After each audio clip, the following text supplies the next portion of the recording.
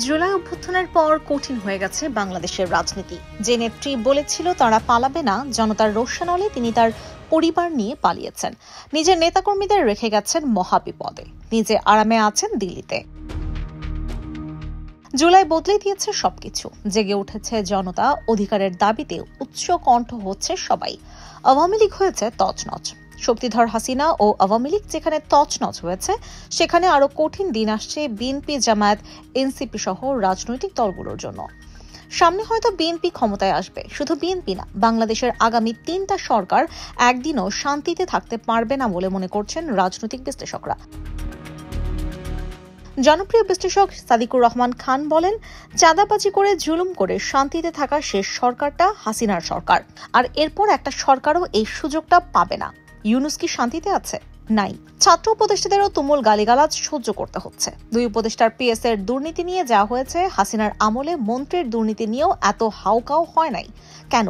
কারণ 5 আগস্টের পর থেকে মানুষের ভয় ডর চলে গেছে। সবার হাতে মোবাইল ফোন, দেশ ভর্তি সাংবাদিক। একটা কিছু করবেন, ভিডিওটা জাস্ট আসবে। এরপরের ধাপের জন্য আছেন বিশ্লেষকরা। তাদের পর আসতে শুরু করবে মিমাররা। জাস্ট একটা ভুল করলে মানুষ নেতাদের জোক বানিয়ে ছেড়ে দিচ্ছেন, এবং তা ভবিষ্যতেও করবেন। রাজনৈতিক নেতারা হয়তো মুখস্থ বিদ্যার মতো বলবেন সবকিছুই বিরোধীদের ষড়যন্ত্র, কিন্তু এটা কারো ষড়যন্ত্র না। এইখানে ষড়যন্ত্র খুঁজে লাভ নেই। অমুক দল তমুক দল আপনাকে শান্তিতে সরকার চালাতে দেবে না, এসব কান্নাকাটির ভাত নেই। শান্তিতে থাকতে হলে নিজেদের আগে শান্তিপ্রিয় বানাতে হবে, সাবধানে কথা বলতে হবে, কাজ করতে হবে। এর বাইরে আর অপশন নেই। উদাহরণ দিই, মনে হয় না ডক্টর ইউনূস অনেক জনপ্রিয়, বা টাকা দিয়ে অনলাইন মেকানিজম করে জনপ্রিয়তা করাচ্ছেন?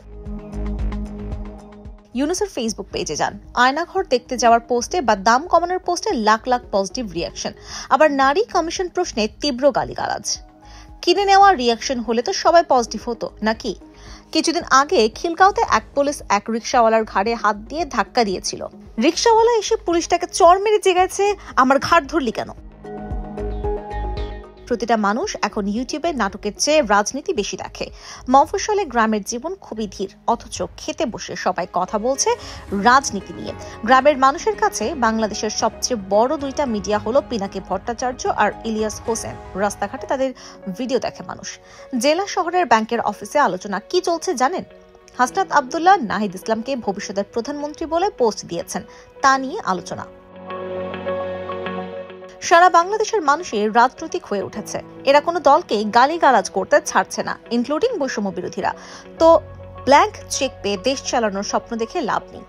ভয়ের সংস্কৃতি হাসিনার সাথে সাথেই বিদায় নিয়েছে। এতটাই যে পুলিশকে দেখলে পলিটিশিয়ানরা বোরকা পরে পালাইতো, সেই পুলিশকে এখন রিকশাওয়ালাও তেড়ে মারতে যায়। এই ভয়টা তৈরি হতে আরো 10 বছর লাগবে। হাসিনার মতো 3টা জেনোসাইড আর 500 গুম না হলে আগের ভয়টা আর তৈরি হবে না মানুষের মধ্যে। আবার এইটা করতে গেলে 500 না, 5টা করলেই সরকার পড়ে যাবে। তাই শান্তিতে আকাম করার দিন শেষ হয়েছে। এই প্রথম বাংলাদেশের রাজনৈতিক দলগুলোকে কঠিন এক পরীক্ষার মধ্যে পড়ে যেতে হয়েছে।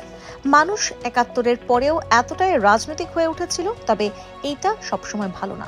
কারণ মুজিবকে এই জেনারেশন ঠান্ডা করতে 40,000 খুন করতে হয়েছিল, তবে শেষ রক্ষা হয়নি। নিজেরাও প্রাণ দিতে হয়েছে সপরিবারে। আবারও একই পরিস্থিতি হাজির হয়ে গেছে। এই জেনারেশনের সাথে অশান্তি করলে এরাও চূড়ান্ত অশান্তি রাজনীতিবিদদের উপহার দেবে। এমনকি 71-এ শেখ মুজিবকে মানুষ যে সুযোগ দিয়েছিল, 24-এর নাহিদদের সেই সুযোগটাও দেয় নাই, বরং গালিগালাজ শুরু করেছে। পরের 3টা সরকারকে এই আগুনের উপর দিয়েই হাঁটতে হবে। আগামী 10 বছর বাংলাদেশের রাজনীতির জন্য সবচেয়ে ভয়ঙ্কর 10টা বছর হতে যাচ্ছে। বিপ্লব জিনিসটা ভূমিকম্পের মতো, একা আসে না, অনেকগুলো সাথে করে নিয়ে আসে। জুলাইয়ের মতো আরো কিছু জুলাই এর হটস্পটে বসেই দেশ চালাতে হবে যারাই চালান।